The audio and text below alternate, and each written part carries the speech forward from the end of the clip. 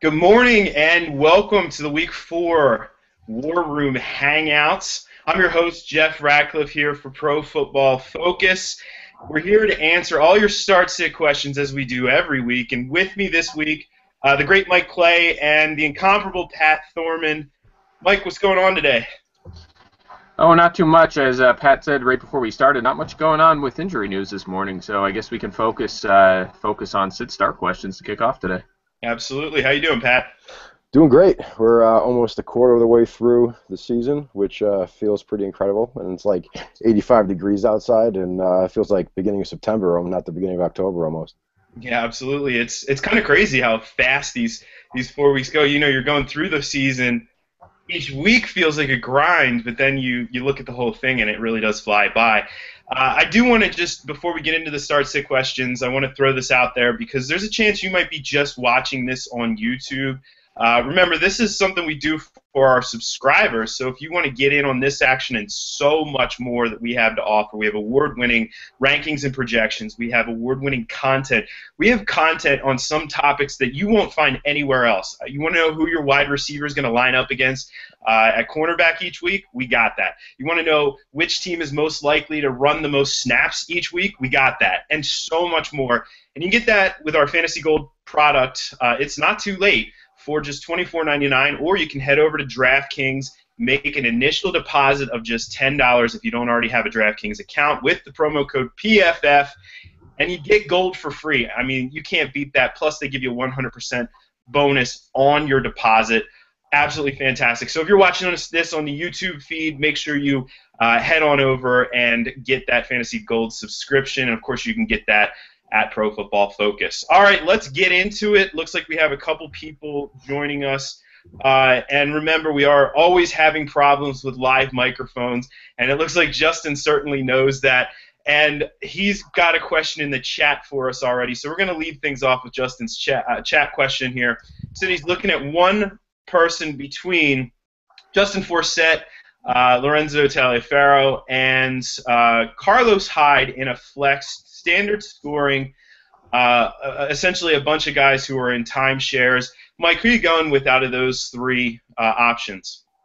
I'm going with Forsett there. I mean, I think you look at Taliaferro, he has big upside. I mean, if he comes in there, has a couple good runs, he may take over that backfield this week and have a big game. But there's also the chance where he gets, he's just one of those times we've seen this a lot this season and in the past where a guy like him who, he looked good last week, but then ended up, next week the injured starter comes back, he doesn't play at all. So he ends up, with 3 touches today, and it's a complete waste. Where Forsett, I think, is pretty much guaranteed to play a pretty sizable role today as their primary passing down back. He's been over 10% of the targets all 3 weeks so far. So I think Forsett is the safest play there. And Carlos Hyde, I mean, he's behind Gore, and Eagles' run defense, they're going out west. Maybe they struggle out there, but they're they're a pretty good run defense. They were last year, and they definitely are so far this season. So I think your safest bet there is Forsett. Absolutely. You want to beat the Eagles, beat them with the pass, and unfortunately I think we might see a little of that today, even out of this run-heavy San Francisco team. Pat, what are you thinking on this one? You agree? Yeah, I agree. I mean, he's got the passing game job, sewn up there, and Taliaferro could lose snaps to Pierce, like Mike said. Plus, they're playing Carolina. I mean, they gave it up to Le'Veon Bell last week, but none of these guys are Le'Veon Bell. So yeah, echo that. Go with Forsett. I do agree, but I also think that Taliaferro is a hold. If you've been paying attention to some of the content, one of the really interesting articles that we have on the site is from Scott Spratt, where he's been looking at running backs against different defensive fronts, so who's going against 7 men, 8 men in the box, that sort of thing. And he actually had some really interesting results on Taliaferro that would suggest this guy might be a viable fantasy producer going forward, much better than Bernard Pierce in that sort of role. Although let's keep in mind, Taliaferro is no speed burner, so he's not going to win any foot races, but certainly somebody to hold. But this week looks like you're probably going to have to go with Forsett.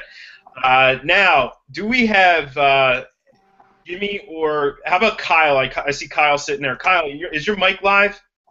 Yeah, I think so, guys. All right. All right, so I got an auction going off in about an hour, and it's a 2 QB, 2 running back, 2 wide receiver, and then a flex. And I got 5 bench spots, and so I got to drop someone in an hour to to pick up a wide receiver for this week because I got Michael Floyd on bye. So my question is, do I drop Josh Gordon or Ryan Tannehill? And I know in a standard league, that's an easy decision. But Tannehill, there's only 5 starting quarterbacks on the wire in our league, so I'm a little hesitant to drop Tannehill. Thoughts? Well, what are the 5 starting quarterbacks that are on the wire? Just to Blake Bortles, Glennon, Locker, and Charlie Whitehurst, Hoyer, and Austin Davis. That's it. I like me some Blake Bortles. Yeah, I know. I do. Yeah, I'll jump in here. I would definitely hold Gordon. I mean, Tannehill's not winning you a championship. Maybe you go from Tannehill to Bortles or Jake Locker. I actually think Bortles, Jake Locker, they both may outscore Tannehill when they're healthy. So for me, it's not even close. I'd rather essentially throw that position and keep Gordon, who can win you a championship. So I think you have to hold him. Right. Okay, that makes sense. And then my last question is, do you think there's any chance that Geno Smith loses that job to Michael Vick at any point this year?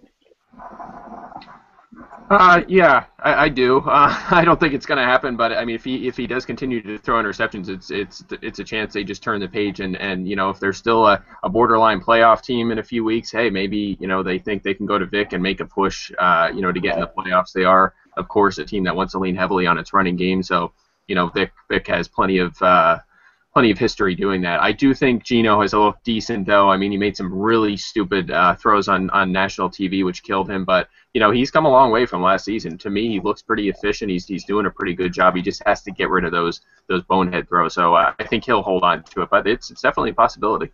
Okay. All right. Thanks, guys. You bet. No problem. All right, looks like we have Chris with us, and I saw you actually unmute your microphone, so hopefully that thing's working. Does this sound right? Can you hear me? We can hear you. Go ahead. Oh, that's amazing. This is my first hangout. Thanks so much for having me.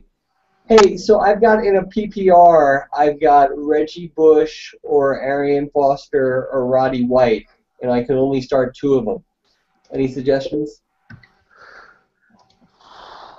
All right, you said Foster, White, and what was it, Reggie Bush? Reggie Bush.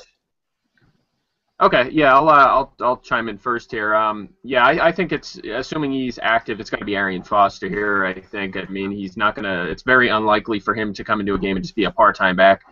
There's a risk of re-aggravation, absolutely, but Roddy White, he's not 100% either, and Reggie Bush is already a situational. Well, I don't want to say situational back, but he's a committee back with Joey Bell there.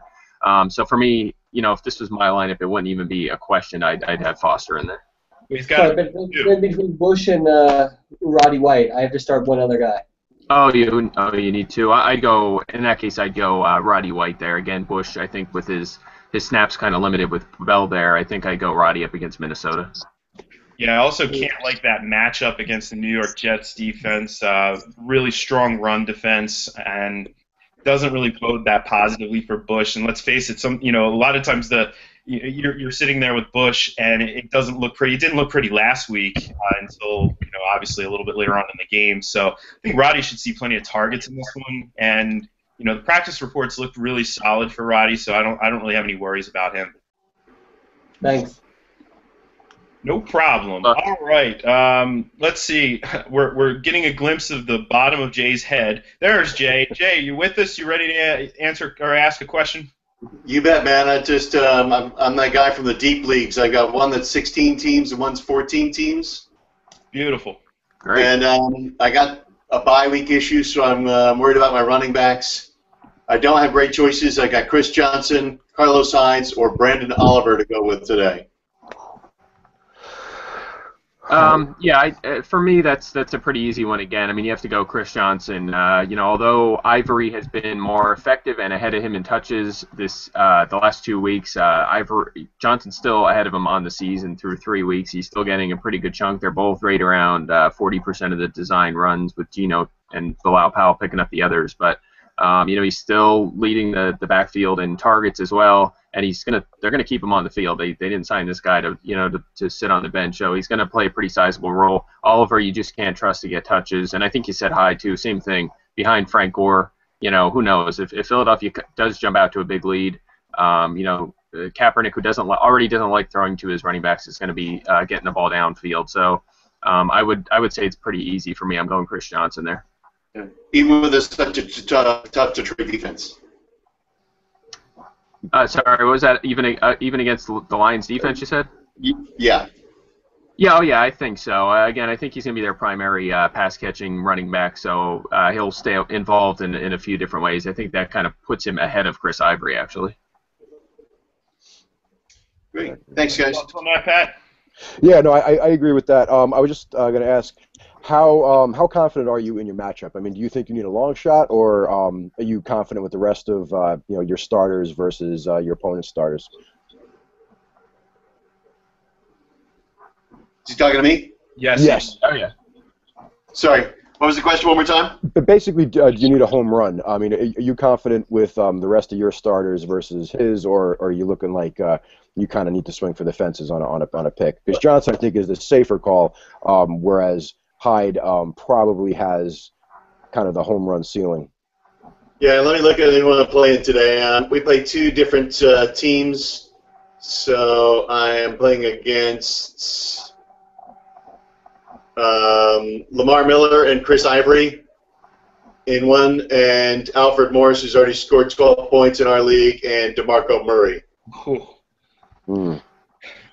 That's why I was kind of hoping for the crazy. For me, I don't think Donald Brown can handle another 30-plus touch game, and I think Brandon Oliver is going to get 15 or 20 yards, or 15 or 20 touches. So I'm hoping that maybe he's the dark horse that comes in. Well, I think with Oliver, you probably want to see it happen first. They played pretty low snap games in general, so I'm not sure he's got the ceiling of even Hyde, who the Eagles tend to spawn a lot of snaps for their opponents. So I think if you are looking for the home run, I would go with Hyde over Oliver. Yeah, Gotcha.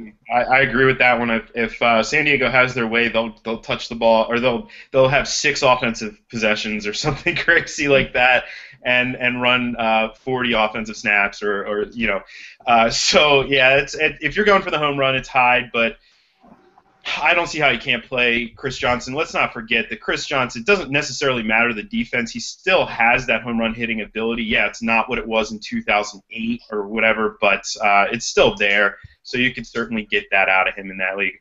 Are you good there? You have any other questions? I think I'm pretty good. My wide receivers are Patterson in Minnesota, Jackson in Tampa. The only thing I've got Jordan Matthews from Philly on my bench, but I think I'm not sure who would you go with between those three.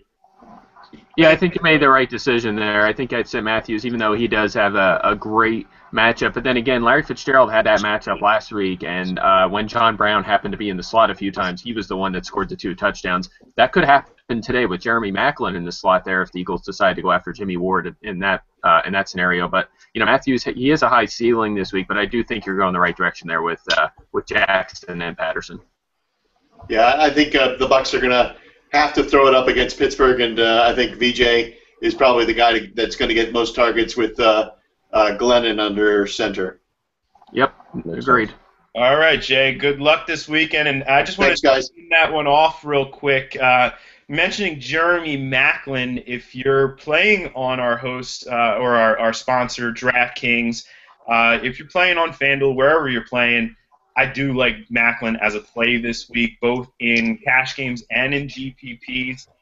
In fact, one of the stacks that I played in one of the GPPs this week is a Foles Maclin stack to hopefully cash in on potentially a big game out of Maclin in what looks to be a really nice matchup on paper. All right, let's see if we have anything else going on here. Jimmy, are you there with us? Yeah, I'm here. Can you hear me? Yes, we can. What's up?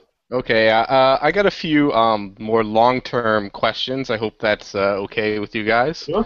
I play in a pretty non-standard league where you start at least 3 wide receivers, and there's also a wide receiver / tight end flex, and there's a running back / wide receiver flex. So you can start between 3 and 5, and 1 and 2 tight ends, obviously.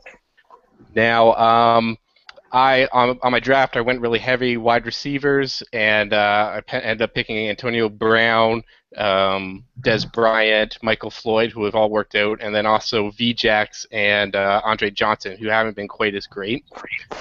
So I'm looking at my waiver, or I'm looking at the free agent list right now, and I see Larry Donnell, Niles Paul, and Delaney Walker all available for someone that I could pick up to put in that wide receiver / tight end flex, as Jimmy Graham is my main tight end. So I'm wondering, do you think that any of those three guys could potentially be one of those tight ends that produce at a wide receiver 2 level for like the remainder of the season?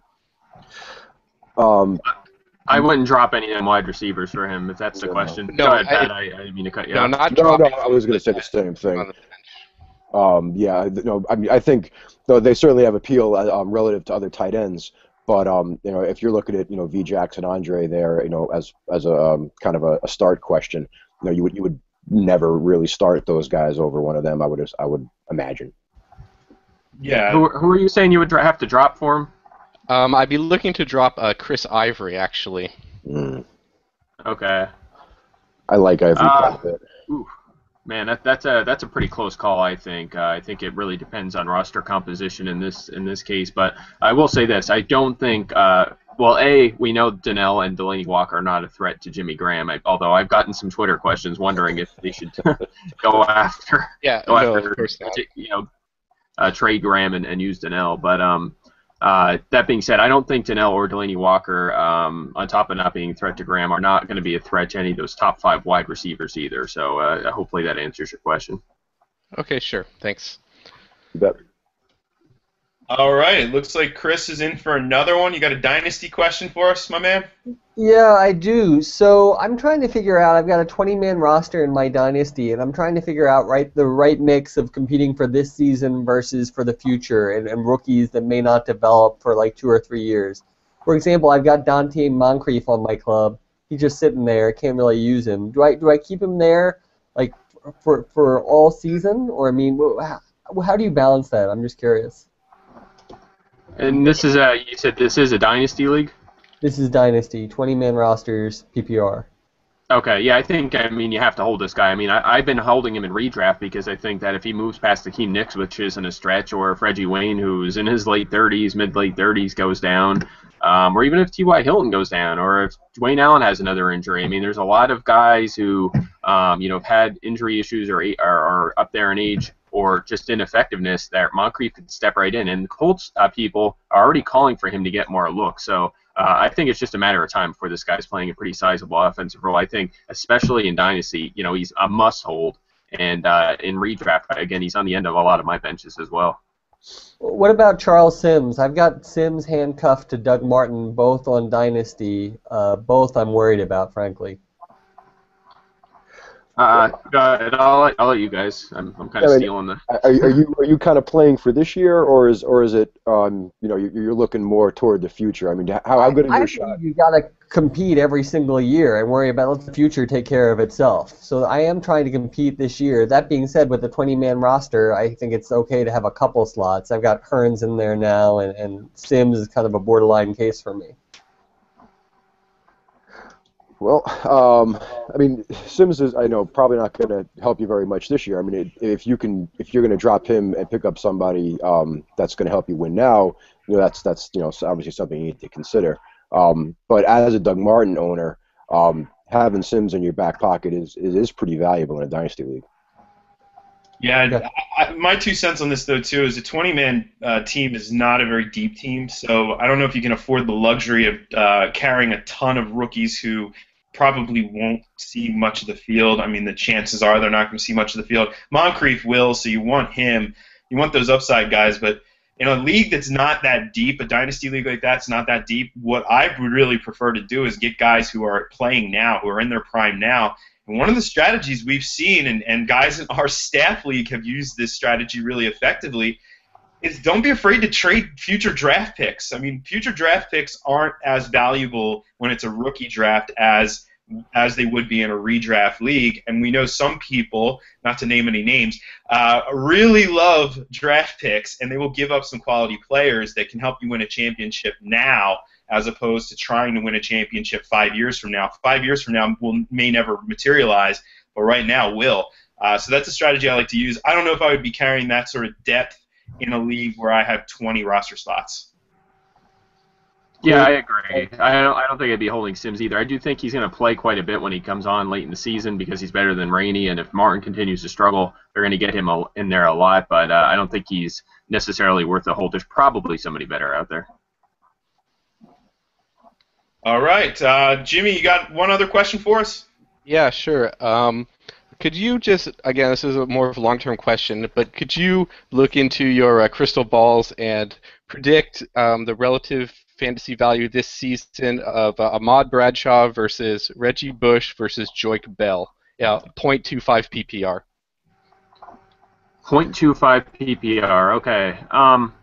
Going forward, I'd probably have Bradshaw. I mean, this is tough because what do we expect from Trent Richardson? And frankly, as much as I've been just beating down Richardson for the last 2 years, he is actually a buy low this week, I think. I mean, he is in top 10 in OTD, which is my kind of touchdown opportunity stat for those unfamiliar. He's getting the goal line work there. I don't know why people seem to be thinking it's Bradshaw, but Richardson is, and he's one of the only ones getting that opportunity who hasn't scored yet. I think he's going to start finding pay dirt. He's still pacing that team in carries. He's their lead back. They want him to succeed. It's a really good offense. I think that Richardson is going to start to work his way back up to Bradshaw in terms of fantasy value and then end up passing him out because the Colts, I think, are going to win a lot of games, and it's going to allow them to lean on Richardson in the second half and not quite as much Bradshaw. So that kind of, for me, that kind of moves the Lions running backs ahead of Bradshaw. So I probably lean towards Reggie Bush of this group just because he's a little more explosive than Joique Bell, but it is close between them Lions running backs, especially since it's basically a standard league. Yeah, I would I agree with that. Although I would lean Bell just a little bit ahead just because he does get the goal line over Bush, and I agree with Mike on T-Rich being a buy low. I mean, we were worried about their interior offensive line play because they have pretty good tackles, and that rookie Jack Newhart is playing pretty well. So, it's not as big of a problem as we thought. And one of the reasons that people think that Bradshaw is getting the goal line is because he's got a couple of little goal line passes. But that's not something that's going to be as sustainable as getting goal line handoffs. So I'm with Mike on Bradshaw coming back to Richardson a little bit, but I got a Bell over Bush. Yeah, I'm in agreement with Mike on this one. So, always have to be reevaluating though. Each week we're going to get new data points, and already things have changed significantly from what we thought was going to be the case in the preseason. It's funny, we spent 6 months working on all of this information, and then in 3 weeks it all changes. But either way, let's move on here. And it looks like we don't have any questions in the chat. If you're a subscriber, you're watching on YouTube, and you want to get a question answered, you can hop in. Just remember that the link to the Hangout is behind the paywall there in the article link on the site. But in the meantime, Mike, I know you always have, do you have any Twitter questions that you've been seeing a lot of, a similar question? Maybe we can just kind of get that answered for everybody? Yeah, definitely. First of all, looks like Jake Locker definitely out today. That's no surprise. Seems there's actually some concern right now about Calvin Johnson. I guess he's kind of not really warming up. He's dressed, it seems, but you have something to keep an eye on. Delaney Walker is active. Let's see. I have I wouldn't say I have a question that continues to come through, but I definitely have some interesting questions on here. And I'll kind of throw this one out here. This one's a little bit tough, especially for me this week. You're picking 2 in a PPR, and this is from MBrave13 on Twitter. He wants to know Brandon Marshall, Brandon Cooks, Mike Wallace. What do you think of that one, Pat? You said it's a PPR? Yes. Well, I mean, I know Marshall's a little dinged up, but it's impossible to sit him. I mean, we saw that 2 weeks ago. What happens when you get a little too cute? So you kind of got to lock him in. I've liked the volume that Wallace has gotten lately. Although in this matchup, I'm going to go with Cooks. I mean, he's gotten the most volume of all the non-Jimmy Graham wide receivers with the Saints. And Dallas obviously can't cover anybody. It should be a pretty high-scoring game. It's one of the highest over-unders. And, although I do, like I said, I do like what Wallace has done, but Oakland hasn't been as bad as they kind of are assumed to be. So I would, long story short, Marshall and Cooks. Yeah, I actually agree with you. I'm surprised. I thought maybe the consensus, and the consensus probably is Wallace and Marshall, but yeah, I'm going Marshall and Cooks as well. I think we may see a shootout. It's very possible with New Orleans and Dallas. Although that's two teams who we just expect every year to throw the ball a lot, who are both trying to run the ball a lot this year, especially Dallas, who is arguably the run heaviest team in the league through 3 weeks, just because if you take game flow out of it, they're right up there. But Marshall. What makes this question tricky is, you could kind of play it safe with Marshall being on the fence and not being 100% and maybe just go with Cooks and Wallace. They're both pretty good plays. They're both, I would say, strong wide receiver 2 options. But if you really, want to shoot for the win, high ceiling, you got to go with Marshall. And I think, like you said, Cooks. And I'm glad you made that note about Oakland's pass defense as well. They, teams are able to run the ball on them, of course, because they're not very good, which kind of limits the passing game's upside. And that has made them a poor play essentially so far this season. So I would go Cooks and Marshall. Yeah, let me add on to that too. Let's not forget that the Raiders are starting Kaluki Mayava and some guy who I don't even know who he is, to be honest. I don't know where they find these guys this week. Theo Moore banged up.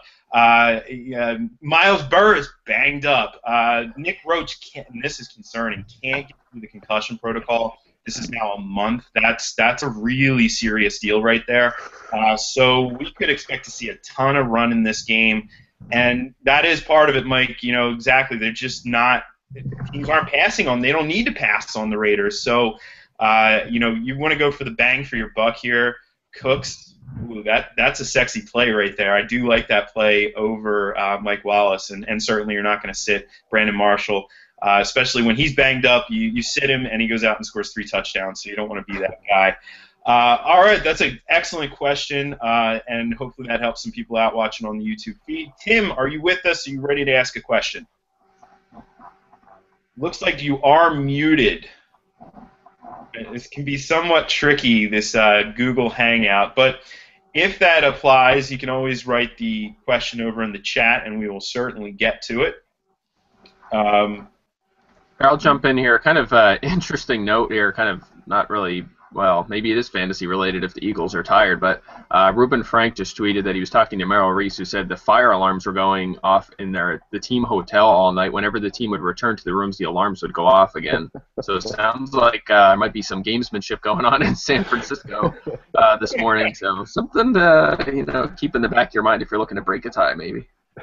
Wow, I've never heard of that one before, but hey, I wouldn't put it past anybody. Yeah, Eagles don't play till 4:30 Eastern, so for them that's a late start. So maybe they got some extra rest this morning anyway. Yeah. All right, did you get it up and working, Tim? Yeah, it doesn't look like it's happening. Just throw it on over in the chat. If you don't have the chat box highlighted, you can go over to the left-hand side of your screen. It's the little speech bubble-looking thing, and then you can write your question in the chat.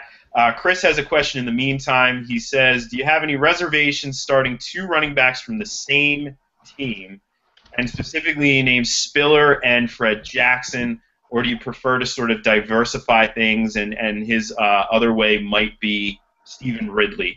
So do you have any reservations about starting guys on the same team, and in this case, would you start Ridley over I'm guessing here probably Fred Jackson?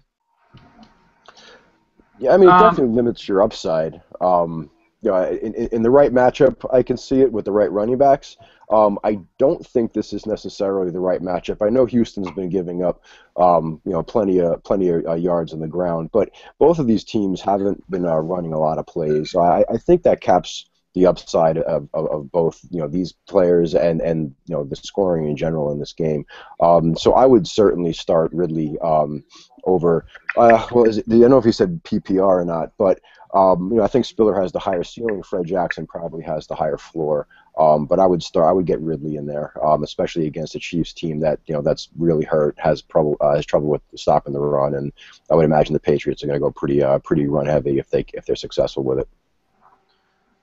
Yeah, I again, like kind of Pat kind of mentioned it. I mean, in the right situation, it's very possible, and especially these two backs in such an offense that likes to run the ball, Spiller and Jackson. If everything goes right, they both could be over 20 points. But the odds are probably against that. The better bet is that one of them kind of just has a big play or something and emerges.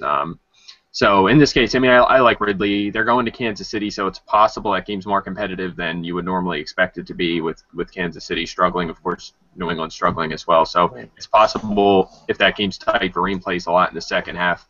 That being said, I do like Ridley this week. I think the Chiefs have struggled against the run, and he's probably going to get enough goals to be a running back 2 this week, whereas Spiller and Jackson kind of offset each other a little bit. So for me, I'd go Ridley, and then I'd get C.J. Spiller in there as well. Yeah, and let's not forget, too, that Texans defense, while they have necessarily kind of looked a little iffy against the run, they've been getting Brian Cushing back up and running over this first basically month of the season here. He didn't really play much in the preseason, so the first 3 weeks were really the preseason for him. We really didn't see a click for him until last week. That's a huge part of that run defense for the Texans, and I expect him to be out there every down, and this will be the first game of the season where he is truly an every down linebacker. That's not good. And then you look to the Kansas City side, and you have Josh Malga and James Michael Johnson, which is a huge step down from Derek Johnson there. And, hey, if any game shapes up to look like a Ridley game, this is one of those games. So you want to certainly go with him there. All right, Tim got his question into the chat here, and he says he has Le'Veon Bell and Freddie Jackson as his running backs. Must be nice to have Le'Veon Bell. Is Jamal Charles on the bench? Do you put Jamal Charles in for Fred Jackson or flex him instead of Cordell Patterson? Now, I'll take the lead on this one. If Charles is playing, I'm starting him over Fred Jackson, absolutely. Do you guys agree? Yeah, I agree. I mean, it seems like it's a pretty much a slam dunk that he's playing. So it's not really doesn't seem like it's going to be one of those game time decisions that keep you antsy since it's a Monday night game, and since it is Jamal Charles and they are going to run their offense through him because face it, they don't have a heck of a lot of other players to run their offense through. You got to kind of you'd kill yourself if you didn't start Jamal Charles and he had a Jamal Charles game. Oh yeah, get Jamal Charles in your lineup. Yeah, and you're not going to flex him over Patterson. Patterson's ceiling is higher than pretty much almost any player in the league if they get him the ball. So you're not going to certainly take him out of your lineup. Ray is hanging out, and he's got a question for us. He's got a PPR, and he has to pick 2 between Walker, Vereen, and Allen Robinson. In a PPR, who are you sitting there between those 3 guys? Delanie Walker, Shane Vereen, Allen Robinson. I think I'm going to sit Robinson there. I think Vereen will play enough to put him ahead of Robinson. Plus, we don't know a lot about him yet about that role there. Last week, he was actually behind. He was behind Allen Hurts in snaps, actually, surprisingly, even though the targets heavily favored Robinson. So I think I'm going Walker and Vereen in this case. That's my 2 cents. What do you think, Pat?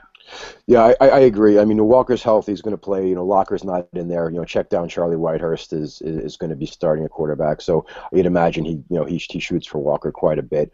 Vereen should have plenty of success against Kansas City, who's banged up, on the second level.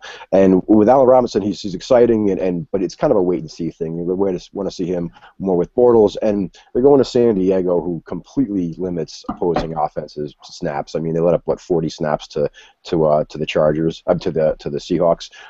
So that kind of feels like a little bit of a trap. He might only run 25 routes, even if he's a starter. Yeah, absolutely. There, going to agree with that one. I like Robinson, certainly do like the Penn Stater. Like what could potentially happen with Bortles, maybe a lot of garbage time. The guy likes to sling the rock, but I'm not going to really risk it right now until we kind of know exactly what we're going to see out of Bortles. Pat, you said it exactly right. The yards per attempt, the average depth of target, whatever, any of that is not going to be very deep in this game, not going to be high. I mean, you're talking we're going to see a Blaine Gabbert-like performance out of Charlie Whitehurst today, which means a lot of tight ends. So you have to like that there. All right, Roddy White or Cordero Patterson in a standard league. Mike, who are you going with? I'm going Roddy White in this one. I think it's pretty close, but I give White a slight edge there. And speaking of wide receivers, I have to throw this out there because I've been a big proponent of this guy since the preseason. I've drafted him in pretty much all of my leagues. He's sitting there on the end of my benches. Devontae Adams is going to be the number 3 wide receiver for the Packers. Garrett Boykin was just announced as inactive. Big Adams fan, and this is exactly why you stash a guy like this in an offense that scores a lot of points. They haven't necessarily this year, but we know they're a good offense with Aaron Rodgers there. And a team that uses a ton of base 11 offense. I mean, they're number 1 in the league in that category. They're number 1 in 3 wide sets. They're number 1 in the usage of 11. So, Adams is going to be almost an every down player. He'll probably be out there on 95% of the snaps when they're passing the ball. So Adams is without question a wide receiver 3 this week. And if you're not so sure, you're in a shaky situation like I am, where I have Eric Decker in a lot of leagues, don't even bother with Decker. Throw a guy like Adams in there. You have a much higher ceiling this week. So, pretty excited to see what he can do today. Yeah, that's great. Absolutely great to see that one too, as somebody who has scooped him up in a number of leagues. So gotta like the run you're going to get out of him there. Let's see, one more question for Ray, then we'll move on. We have in a standard league picking 2 between Mike Wallace, Brandon Cooks, Brandon Marshall. Wow, that sounds familiar. I think we covered this one already. We are going with Cooks and Brandon Marshall there. So enjoy. All right, let's go to Kyle, and Kyle has a question for us. Brandon Wheaton, Kendall Wright, or Terrence Williams this week? I'll take that one. I'm gonna go with Wheaton. Terrence Williams, I mean, he's gonna have big games. He's gonna have quiet games. We've already seen it, and it's gonna be really tough to predict. I mean, you think this weekend might be when he has a big game in a high over/under game. But then again, the Saints could possess the ball and run it down their throats like they did last year with Mark Ingram, and the opportunity's not there. Wright's got Charlie Whitehurst throwing on the ball, so I think that's kind of a wait and see. And plus, Wright hasn't been getting the amount of targets he got last year, even with Locker. So again, that's a wait and see. And Wheaton's going up against Tampa Bay, who's obviously been giving up to wide receivers. And this has a sneaky shootout potential in this game. So I'm gonna side with Wheaton on this. You said you're going Wheaton and who? Williams? Just one. Just one, yeah. Oh, we're just picking one. Yeah, I'm gonna go. It's really tight. I have them all between 31st and 35th, so I'm not necessarily disagreeing with Pat. I do have Wright higher. Whitehurst, they call him Captain Checkdown for a reason. I mean, he's going to throw it underneath all day. That benefits a guy like Kendall Wright, benefits a guy like Delaney Walker. So I think Wright will be fine in the volume department. I think the issue really is going to be scoring touchdowns, which he doesn't do anyway. So but again, I don't think you could go wrong here. I like Wheaton a lot. I think he's a wide receiver 3 in this offense without question. And Terrence Williams, same kind of thing. Number two wide receiver like Wheaton in a decent offense. We don't say great, but a decent offense. So for me, it's really a toss up. For me, I'd lean towards Wright up against Indianapolis. Yeah, I'll break the tie, and I'm going to actually go towards Wheaton here just because of the matchup itself. Tampa giving up just an incredible amount of points to wide receivers, certainly helped by last Thursday, but were already a pretty good matchup against 2 kind of not really good passing offenses in the Panthers and the Rams. So I'm looking for Wheaton for a big game, but if you do want that safer play, maybe you're ahead already, or maybe you're the favorite. Certainly go with Wright, but if you need that upside, it's going to be Wheaton. But let's throw a curveball into this one. Do we like Devontae Adams over all 3 of those options? Mike, let me toss it to you first, since you just mentioned Adams. No, I don't think so. I think I like those guys all a little bit more, but again, I think he's right in that group, probably just behind, within 2 or 3 spots. I didn't fully update my rankings because this just happened, but Adams, if I do a quick projection update, coming in right at 40th, so I'll end up ranking him right in that area that's slightly behind the guys we just talked about. Yeah, I agree with that. I might have him ahead of Terrence Williams just because I'm a little more down on Terrence Williams than the other 2. But yeah, I would have him behind Wheaton and Wright. Just we got to see it. Eva's got a really good matchup, and he's not going to run into Kyle Fuller in the slot very often. I would imagine, Cobb's going to get most of those snaps. But yeah, I would wait and see in this case. Mentioning my boy Kyle Fuller, love it, absolutely love it. If you're in IDP leagues, he's a borderline DB1, and that's crazy for me to say. A cornerback, I'm so anti-cornerback, but I love this kid. I love the way he plays the game. He plays it exactly like Charles Tillman, which means very, very, very good things for IDP owners. Jimmy has another question for us here. He said he picked up LaShawn McCoy. I read that really quickly, and I'm like, he picked up? He traded for LaShawn McCoy. Couple draft picks. How concerned are you, Mike, about last week? Just the production we've seen out of McCoy so far. Is this a concern? Do you sell on McCoy, or are you still holding pat on him? No, I definitely hold tight. I mean, absolutely, the O-line concerns are real right now. As Jeff, you and I are in the Eagles area, the Philadelphia area. We know very well that their O-line coming into the season and last season was very elite. But this year they're all beat up. Tons of guys injured. The good news is it's not like they're all on IR. They should be back for the stretch run. You got to hold tight with this guy. He's still maybe the best talent at the position running the football. So he's going to be fine. He's going to put up fantasy points. He's going to be a running back one, and then you're going to have him ready to roll for assuming he's still healthy. You're going to have him for your playoff run and into the playoffs, and that's when guys like Evan Mathis and Kelsey will be back. So I'd hang tight with him. Thoughts on that at all, Pat? Yeah, no, I agree. I mean, it's just a matter of getting the offensive line back together. I mean, they had plenty of continuity last year when they played pretty well. I'm assuming it was the same line for every single game. I'm not sure if maybe one missed a game or so, but that's kind of gotten thrown on its ear. But they get Lane Johnson back next week, and you're probably not going to get an RB1 or a high first round draft pick value for him if you try trading him right now anyway. So you're better off holding on.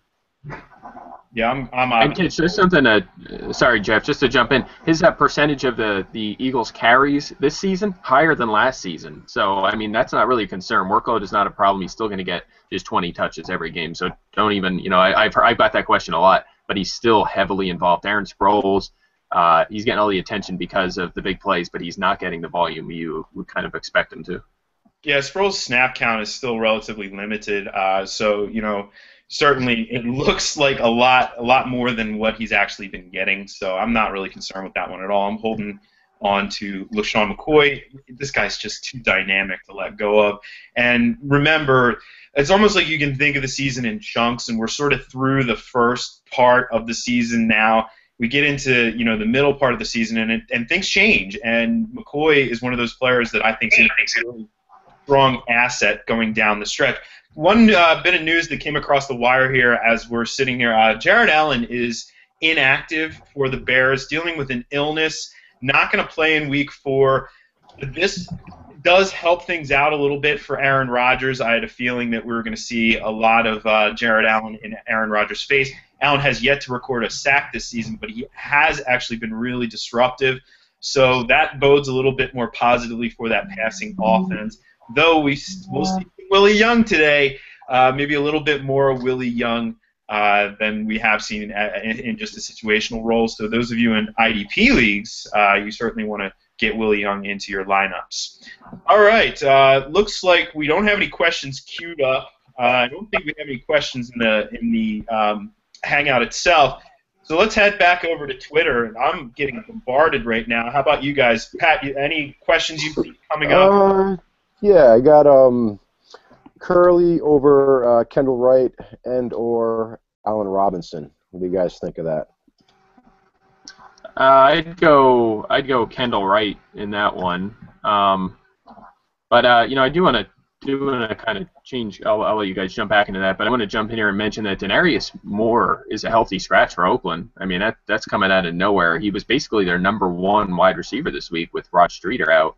So that leaves them without Streeter, without Moore. That means James Jones is going to be a featured player in this offense. Andre Holmes is probably going to get the start. And last week, Vincent Brown played ahead of Bryce Butler. They'll be the 3 and the 4 this week. So if you're kind of desperate at wide receiver, you could probably jump in on a guy like Holmes, who a lot of us pundits seem to like his talent. 6'4", 210. He's still 26. So there's a chance he plays a lot today. So desperation wide receiver 3 right there, Andre Holmes. Great news coming across the wire. So much going on. And back to it. So you said Allen Robinson, Jeremy Curley, Kendall Wright. I'm still probably leaning Kendall Wright, despite the talk that Curley's going to see boatloads of targets. I certainly like this kid as a player in DFS this week. DraftKings, he's super cheap. He might be $3,500, so you can save some room elsewhere. Gotta like that. Gotta like him, the potential of him maybe scoring a touchdown like we saw out of him last week. But for me, still going to be right in that spot. Yeah, I agree with that. I would rank him right, then Curley slightly over Allen Robinson, just until we see Robinson in that offense. All right, let's see. Let's do a deep tight end question here that both me and Mike got on Twitter from our buddy Mike Costanza. Michael Rivera or Levine Tuiolo? And I know this gets deep, but who are you going with if you have those choices there? I'm going to go with Tuiolo. I think Rivera, maybe his floor goes a little higher because, with as mentioned, Arias Moore out means possibly an extra target or two for Rivera.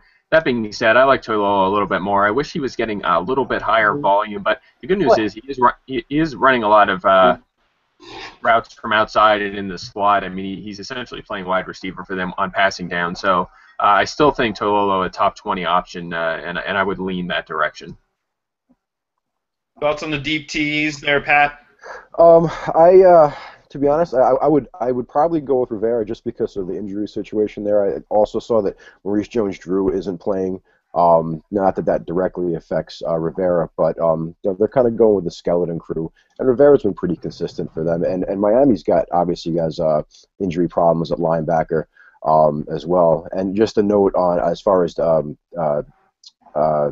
running backs for Oakland, Randy Starks isn't playing for Miami, and he's one of the better run-stopping defensive tackles in the league. So Darren McFadden's actually a fairly sneaky play this week as well. But back to the tight ends, I would go with Rivera slightly over Tuiolo.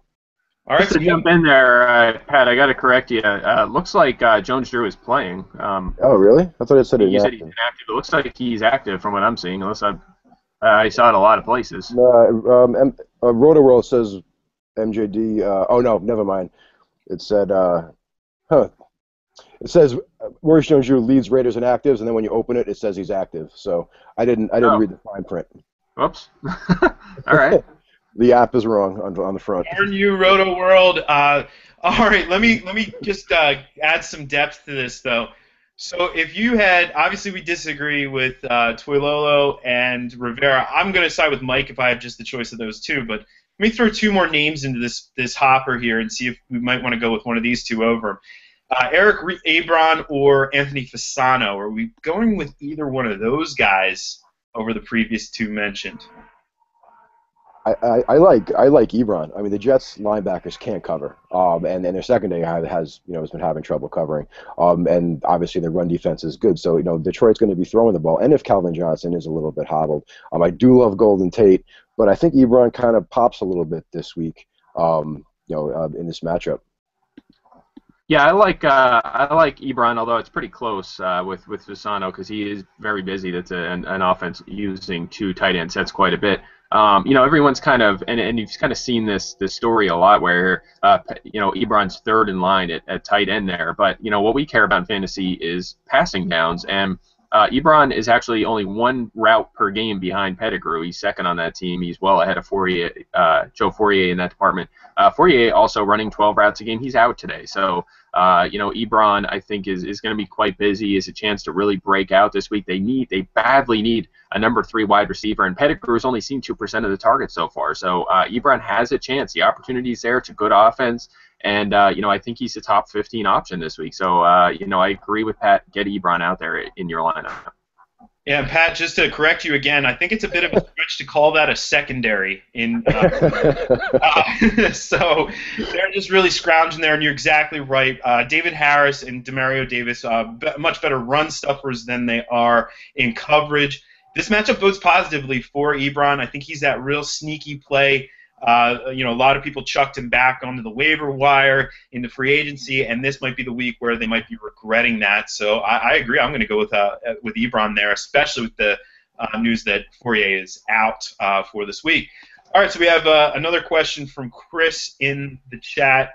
D'Angelo Williams or James Jones in a PPR? I guess he's going with a flex here.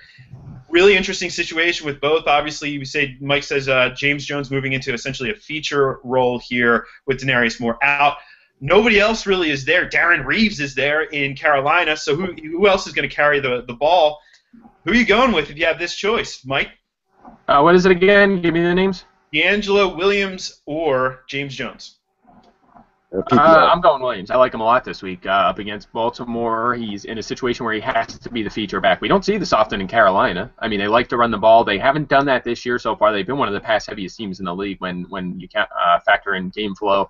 But they've said already, and I'm not surprised, I almost knew this was coming this week, where Mike Shula said, listen, we're going to get back to the running game. They have to do it. So they're going to try and run the ball. I think they're going to try and lean on it heavily early in this game. There's no Mike Tolbert. There's no Jonathan Stewart, which means Williams is going to be a workhorse today. Rare thing for this Carolina team. So I think Williams has this is probably his highest ceiling he's had in a long time, frankly. Yeah, I agree with everything Mike just said. I mean, Jones gets a bump now with some of the injury stuff, but he doesn't get a bump high enough to get up with D. Willie. Yeah, and again, I'll go back. I'm going to keep highlighting this for our sponsor, DraftKings. Great play this week on DraftKings. You can save some money and get D'Angelo Williams in there.